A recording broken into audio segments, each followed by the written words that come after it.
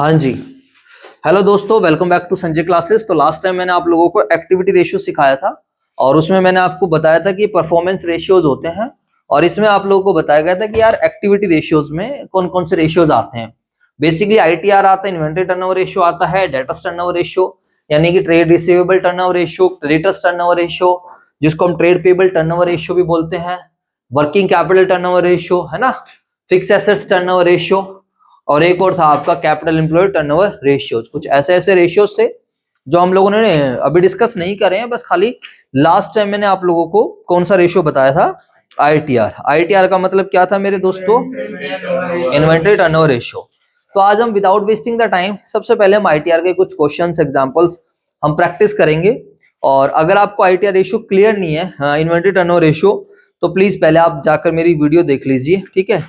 और फिर तभी आप क्या करना है, इस वाले जो है इसको आप देखना, अदरवाइज तो फिर समझ में आने वाली कुछ बात ऐसी है नहीं, समझ आएगा नहीं आप लोगों को, ठीक है।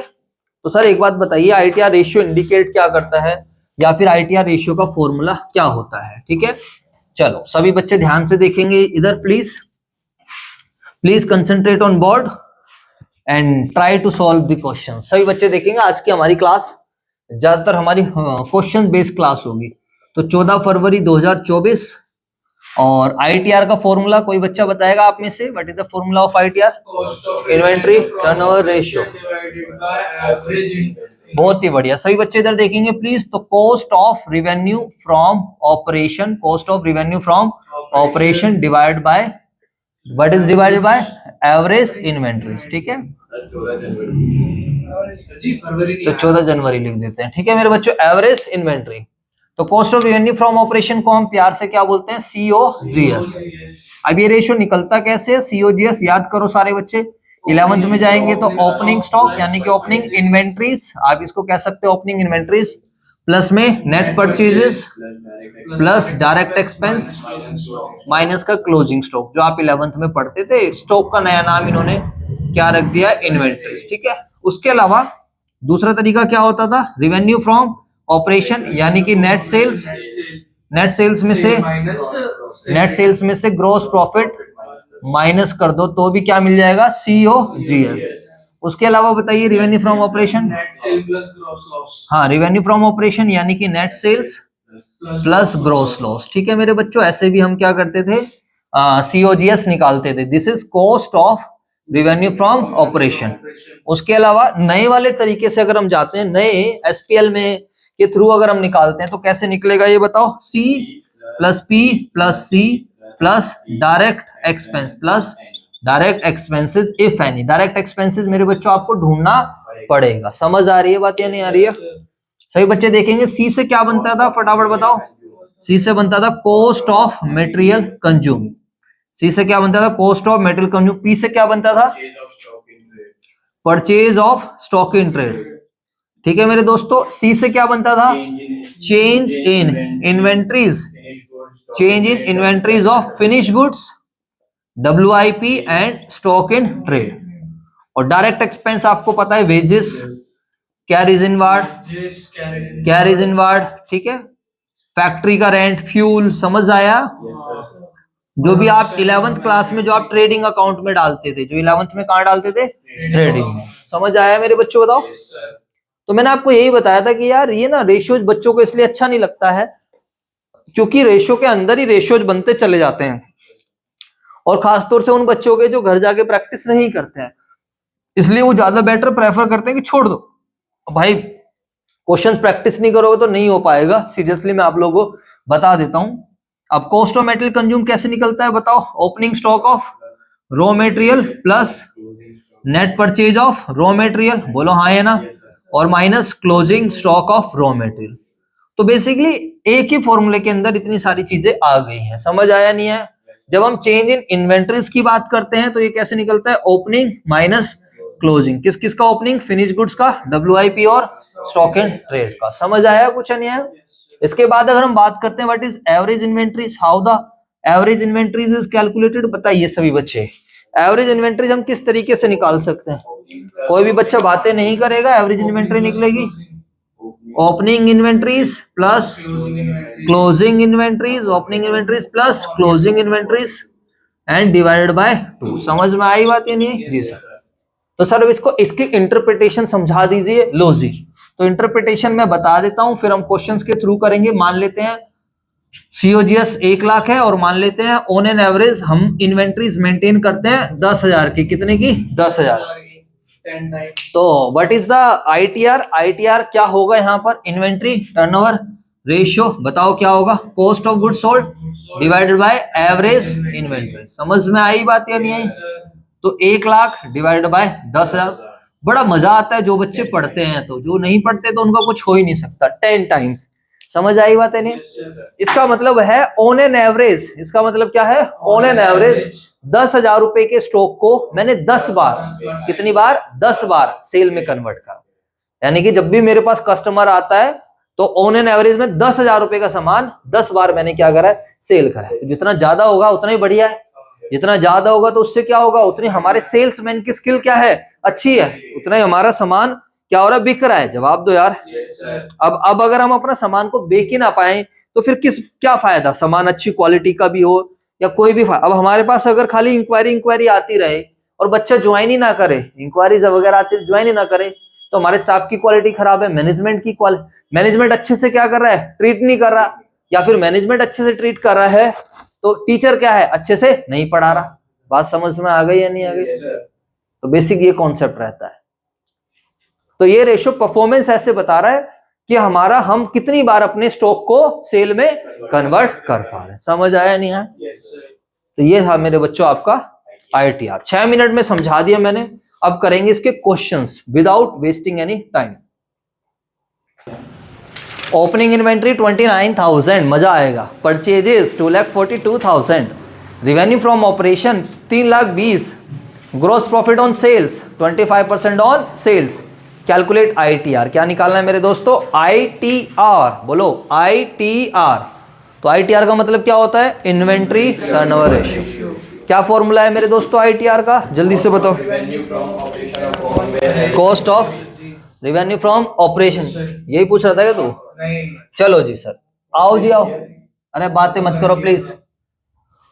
Cost of revenue from operation और डिवाइड बाय एवरेज इन्वेंट्रीज। ठीक है, आइए जी, सारे करा दूंगा, डोंट वरी, टेंशन मत लो। जो अलग अलग वैरायटी के क्वेश्चंस हैं वो सब करा दूंगा पेपर में, क्योंकि आपको एक क्वेश्चन इसका मिलता ही है। इसकी हमें प्रैक्टिस अच्छे से करनी पड़ेगी। जैसे करंट रेशियो की करी, क्विक की करी, थोड़ी और की करी। आइए जी सर, तो सबसे पहले कहता है ओपनिंग इन्वेंट्रीज दे रखी है। कितनी दे रखी है ओपनिंग इन्वेंट्री? 29,000। ठीक है सर, आपको लिखना है तो आप लिख सकते हो, क्योंकि लिखने से थोड़ा आइडिया लग जाता है कि हम इंफॉर्मेशन को कैसे यूज करेंगे। बातें नहीं करनी है बस प्लीज। 29,000। परचेजेस कितने का है बताओ? 31,000। परचेज देख लो, ये 31,000 एक गधा है ना ये। मेरे में तो यही है। बस अबे भाई तेरी किताब से हमें कोई मतलब नहीं, हम नई बुक से बात कर रहे हैं। रेवेन्यू फ्रॉम ऑपरेशन बताइए। What is net cell? जल्दी से बताइए, नेट सेल्स कितने के हैं? 3,20,000। सर ये कौन सा क्वेश्चन है? ये इलस्ट्रेशन है। This is illustration number 75। ऐसे आपको पेपर में भी देखने को मिल सकती है। और TS ग्रेवाल 2023 एडिशन हम यूज कर रहे हैं, पेज नंबर 3.47। उसके अलावा ग्रोस प्रॉफिट हमें दे रखा है 25% ऑन सेल। इधर देखेंगे तो ये बहुत ही बढ़िया चीज है। इधर देखेंगे सारे बच्चे, इसलिए करा रहा हूं आप लोगों को। पायलट हो भाई, इधर देख ले, हमें पता है तू कितना इंटेलिजेंट है। तेरा एक क्वेश्चन का आंसर आ गया, खुश हो गया बस। इधर देखेंगे क्वेश्चन में ग्रोस प्रॉफिट ऑन सेल्स लिखा है। अगर क्वेश्चन में खाली ग्रोस प्रॉफिट भी दे देता ना, अगर क्वेश्चन में खाली ग्रोस प्रॉफिट रेशियो भी दे देता, तो भी इसका मतलब क्या होता है? इसका मतलब है दिस इज ऑन सेल्स। क्या होता है ये? On sales.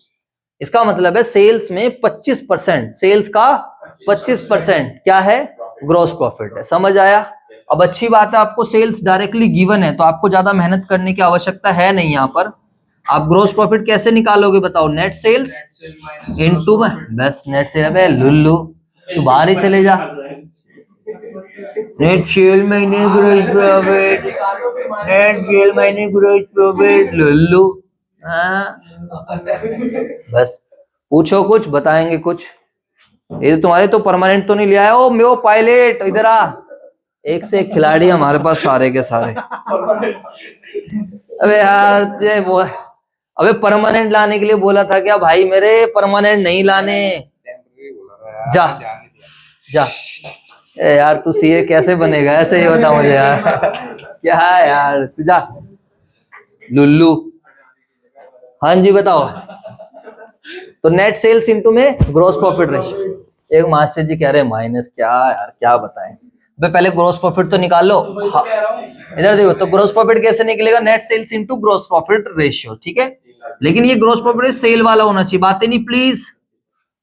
3,20,000 इंटू में 25%।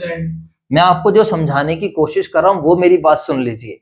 यहां पर उसने खाली 25% लिख दे या ग्रोस प्रॉफिट ऑन सेल लिख दे तो डायरेक्ट मल्टीप्लाई कर सकते हो। लेकिन अगर वो लिख देता ना ग्रोस प्रॉफिट ऑन कॉस्ट, क्या लिख देता, ग्रोस प्रॉफिट, फिर मत कर देना गलती से, ध्यान रखना। फिर तुम्हारा बन जाएगा हैप्पी बर्थडे। समझ में आई बात या नहीं आई? वो अभी किसी क्वेश्चन में आएगा तब समझा दूंगा, क्योंकि उसका मतलब रिलेशन किस पे दे रहा है बताओ, रिलेशन कॉस्ट पे। अब कॉस्ट थोड़ी है, बोलो यार। अब मैं बोलूं कि मैं बोलूं कि x बराबर है 25% ऑफ संजय सर, अगर मैं ये बोलूं ये रिलेशन है 25% ऑफ संजय सर, तो भाई जो संजय सर की वैल्यू है वही तो लिखोगे आप यहाँ पर। यहाँ पर आप संदीप सर की थोड़ी वैल्यू लिख दोगे, तो गलत हो जाएगा वो। बोलो हाँ है ना। तो यहाँ पर रिलेशन क्या कह रहा है, ग्रोस प्रॉफिट क्या है 25% ऑन सेल, सेल दी दिया तो सीधा कर लो।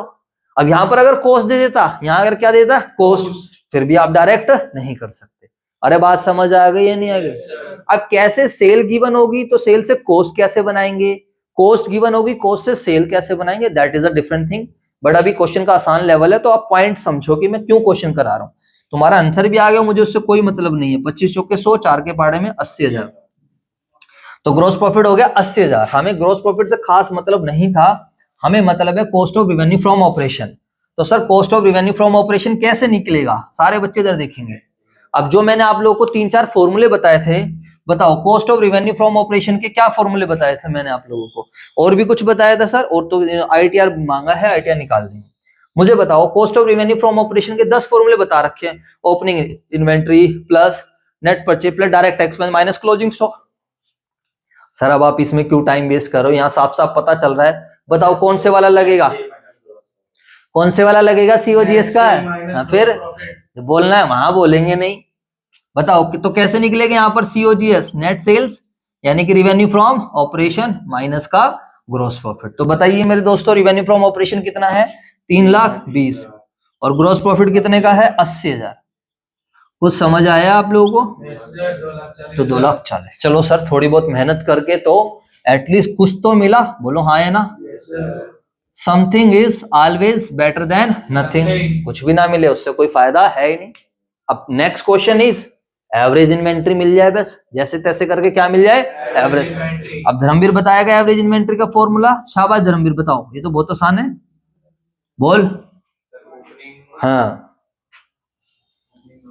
बस वो कह रहे सर फॉर्मूले तो हम बैठे बैठे बना देते हैं। कैसी बात कर दी आपने, तुम याद करते हो हम याद नहीं करते। ओपनिंग माइनस क्लोजिंग कुछ बात है, कोई लॉजिक है इस बात, कोई साइंस है इस बात की? ओपनिंग कभी भी एवरेज निकालना तो opening plus closing divide by 2 कर दो। तो इसलिए बोलता हूँ थोड़ा घर जाके पढ़ लिया करो। क्या करें, नहीं सर हम पढ़ेंगे भी नहीं, और ना सर हम आपके बुलाने पर आएंगे।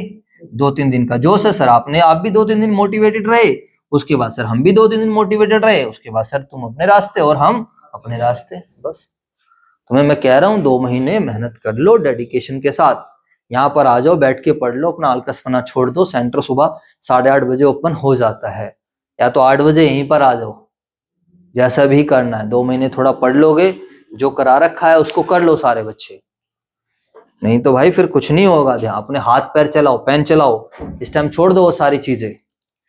जो तुम्हें मैंने करा रखा है बस खाली वही करो, मजा आ जाएगा। कुछ ज्यादा करने का मन नहीं करता, मारो गोली, खाली क्लास वो कॉपी कर लो, छोड़ो जो मैंने क्लास में करा रखा है वही वाले क्वेश्चंस कर लो। तुम पढ़ते नहीं हो, क्या फायदा फिर इसमें। अब तो अलकस छोड़ना पड़ेगा मेरे भाइयों। समझ में आ गई बात सारे बच्चों को, बोलो हाँ है ना। सर एक बात बताओ, मन तो बड़ा कर रहा है opening plus closing divide by 2, अब क्या आपको कुछ मिसिंग लग रहा है मेरे दोस्तों? सर एक बात बताऊं, ओपनिंग तो आपने ढूंढ लिया। हेलो दोस्तों, ओपनिंग तो हमें मिल गया है, कौन सी कंपनी का है, फ्लेयर का, चल जाए बस ये।